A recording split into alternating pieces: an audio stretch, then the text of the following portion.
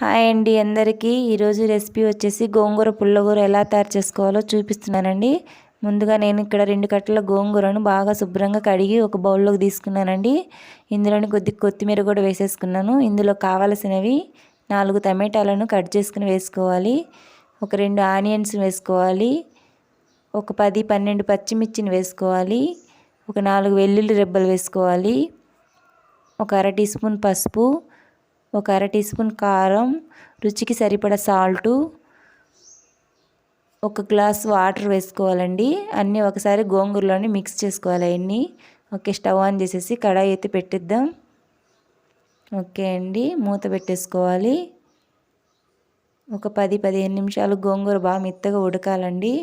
Okay అండి, ఇప్పుడు పప్పు గుత్తితో బాగా మెత్తగా ఎనుపుకోవాలి. తాలింపు అయితే వేసుకుందామండి. ఆయిల్ అయితే పెట్టాను. ఇప్పుడు ఇందులో కావలసినవి తాలింపుకి సన్నగా తరిగిన ఆనియన్స్, జీలకర్ర, ఆవాలు, కరివేపాకు, ఎండుమిర్చి వేసుకోవాలండి. తాలింపు అయితే రెడీ అయిపోయింది. గోంగూరలో వేసేసుకొని ఒక 5 నిమిషాలు కలుపుకోవాలండి. గోంగూర అయితే రెడీ అయిపోయిందండి. నచ్చినట్టయితే లైక్ చేయండి, షేర్ చేయండి, మా ఛానల్ని సబ్స్క్రైబ్ చేసుకోండి. ఒక సర్వింగ్ బౌల్లోకి తీసేసుకుందాం. Okay, thank you.